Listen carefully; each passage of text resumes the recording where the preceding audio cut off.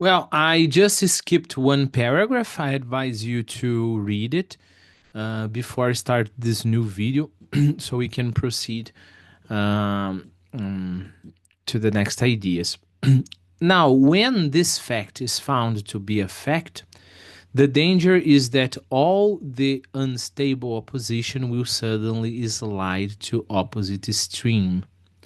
Those who up to that moment have been abusing the schoolman as a dogmatist will begin to admire the schoolman as a modernist who diluted dogma. They will hastily begin to adorn his statue with all the faded garments of progress, to present him as a man in advance of his age, which is always supposed to mean in agreement with our age, and to load him with unprovoked imputation of having produced the modern mind. Let's context here. We have to remember what happened or what was happening at this same years, the same decade, I believe, with um, Saint Francis of Assisi. You know, when Saint Francis of Assisi, became popular in England, people started interpreting all of his actions through the eyes of modern men, right? So, for example, modern men love to say that Saint Francis of Assisi, talked to birds, right, and called trees brothers and sisters, right? And then, of course, what is this? This is preserving the environment and the green agenda, right? Well, of course, we would have to study Francis of Assisi to answer specifically this question. But my point here is they will say that. They will also say that Saint Francis of Assisi was very impulsive, right? That he didn't have this boring rationality, that he was like a poet, right? A hippie in a sense, right? Okay, that's all fine. They have a certain point, right? After all, yes, Saint Francis of Assisi just said no to the American way of living at this his time. His father was a businessman, and he was pretty successful, and he gave up all of that, just to walk around and do what he likes. So it sounds very hippie, right? But these same people will forget that Saint Francis of Assisi would fast, like spend a lot of time not eating for religious purposes for long times. He would punish his body. He would pray again and again. He would be 100% obedient to the church. See? So they get a part of his personality and they say, no, this is a man ahead of his time. This is a man, ahead of his time. It means that he was pretty close to what I want our time to be, right? So here's the danger, right? Once they find out the qualities of Thomas Aquinas, the danger is that they will start changing his image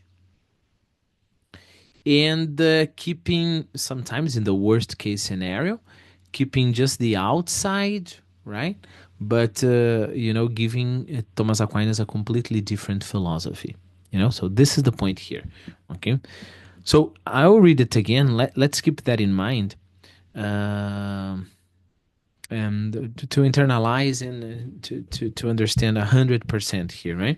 So now, when this fact is found to be a fact, the danger is that all the unstable opposition, it's a danger that the opposition suddenly will slide to the opposite extreme. In other words, they will defend now Thomas Aquinas. It seems very nice. Those who up to that moment have been abusing the schoolman as a dogmatist, when they find out that Thomas Aquinas had this open mind. Thomas Aquinas was open to what in his time was um, almost prohibited philosophy. That was the philosophy of Aristotle. When they find that out, they will try to say, "See, Thomas Aquinas was fighting against the oppression of the Catholic Church that didn't want to change." Right?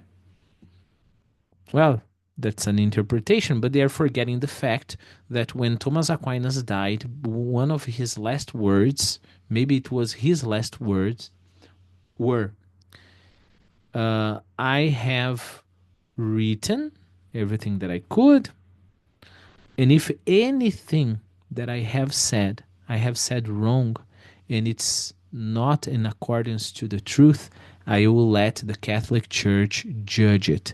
And if the Catholic Church judges it wrong, I apologize for what I ask for forgiveness for what I have written. I'm paraphrasing, but the point is exactly that, right?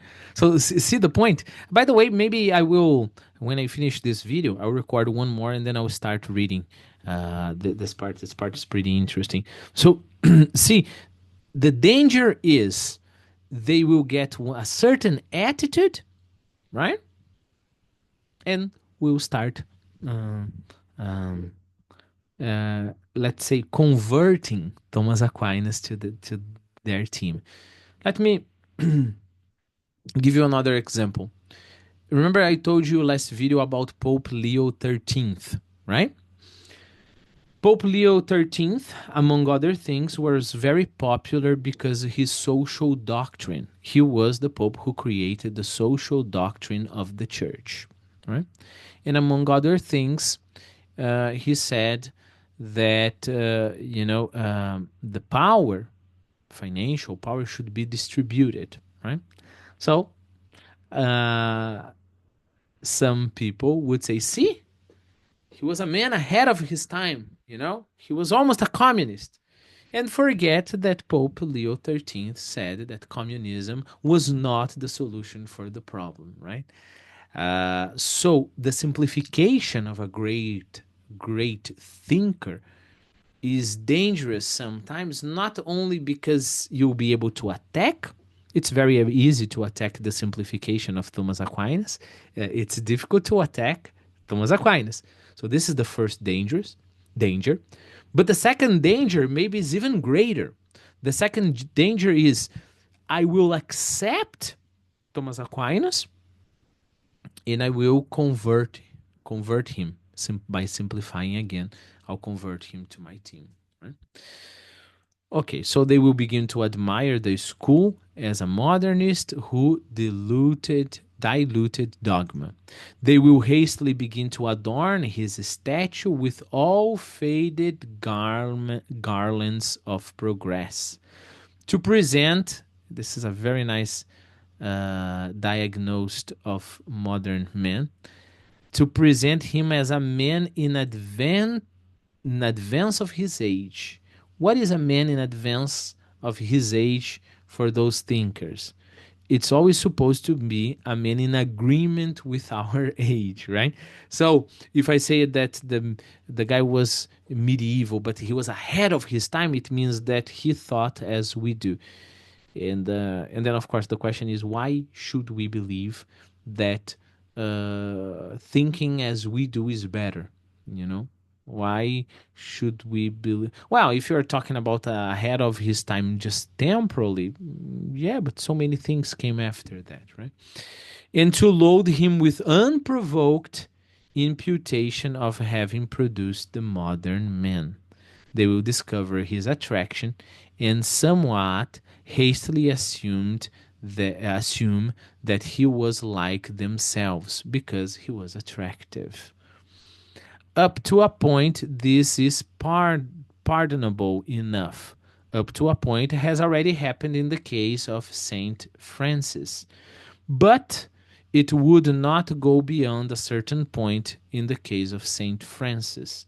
Nobody, not even a freethinker like Renan or Matthew Arnold, would pretend that Saint Francis was anything but a devout Christian.